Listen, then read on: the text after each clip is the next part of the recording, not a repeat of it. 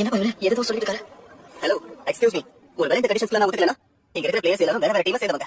இதுல சில பேர் சூஸ் பண்ணி நேஷனல் ஸ்கேம் போறீங்க. அப்ப மத்தவங்க தகுதி இல்லாதவங்களா? அப்படி தேர்ந்தெடுக்கப்படாதவங்க ஏங்க நேரத்தை அடிக்கணும்?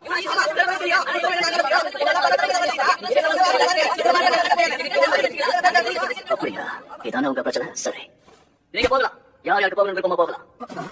இந்த கட்சியோட நம்பர் 1 ஹை ஸ்கூல் அது இதுதான். வெளியில போய் விளையாடுற ஒவ்வொரு பெஸ்ட் ஸ்ட்ரைக்கர்ஸுமே இந்த ஸ்கூல்ல இருந்து போனவங்க தான். புரியுதா? நான் நேஷனலுக்கு போக மாட்டேன். நம்ம யாராவது பொறுத்தர் இருந்தாலும் இங்க இருந்து போயிடு. இதை கவனிங்க.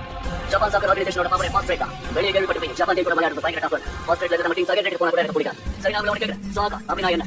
11 பேரும் சேர்ந்து ஒண்ணா விளையாடுறதா இல்ல பால் பாஸ் பண்றதா செல்ஃப் சாக்ரிஃபைஸ் பண்றதா இல்ல உங்க டீம்மேட்ஸ்காக விளையாடுறதா? இதெல்லாம் மத்த டீம் யோசிப்பாங்க. அதனால தான் அவங்க எல்லாம் வீக்கா இருக்காங்க. ஆன்சர் நான் சொல்றேன். சாக்கர் இது. ஆப்போனன்ட் டீம் அப்படியே நீங்க அதிகமா கோல் போடணும். நீங்க போடுற ஒவ்வொரு கோலுமே பேச போறாங்க. எல்லா சும்மா ஃப்ரெண்ட்லியா விளையாட சொல்றீங்க. வெளியில போங்க. யார் நீ எப்படி பேசிட்டு இருக்க? இது ஆளு பேச்சா ரொம்ப கஷ்டமா இருக்கு. இங்க நான் மதிக்கிறேன். நிறைய திறமையா இருக்காங்க. அது மட்டும் இல்லாம நான் சின்ன வயசுல இருந்து பார்த்து வளர்ந்த நிறைய பேர் இப்ப சூப்பர் ஸ்டார்ஸ் இருக்காங்க. ஆனா நீ இப்படி பேசிட்டு இருக்க. அவங்களுக்கு தேவை இருக்கு. உன்னால ஒண்ணும் அவங்க வளரல. நீ அப்படி வரியா? இங்க பாருப்பா, நீ சொல்ற ஆளுகளா கப்பு ஜெயிச்சது கிடையாது. ஆனா நான் சொல்ற ஆளுகளா கப்பு ஜெயிச்சு பெஸ்டா இருக்கிறவங்க. நீ சொல்ற ஆளுகளா 0-3 கணக்குல வின் பண்றாங்க. இவங்க 4-3 கணக்குல கூட போட்டு வருவாங்க. ஆனா ஏன் ஆளுங்க அப்படி கிடையாது? மெஸ்ஸி, கிறிஸ்டியானோ ரொனால்டோ கூட ஜெயிக்கிறாங்க. 4 கோலுமே இவங்க மட்டும் தான் போடுவாங்க. ஆப்போனன்ட் ஒரு கோல் போட மாட்டாங்க. எங்களோட ட்ரைனிங் அந்த மாதிரி இருக்கும். எரிக் கந்தோ நான் சொல்ற மாதிரி. எனக்கு டீம் பத்தி கவலை இல்ல. அங்க நான் தனியா தெரியும். எல்லைய பத்தி சொல்லணும்னா உலகத்தோட best forward player, midfielder, Defender, அப்புறம் கோல் கீப்பர். நீ என்ன வேணா என்கிட்ட கேளு. அதுக்கு எனக்கு பதில் இருக்கு.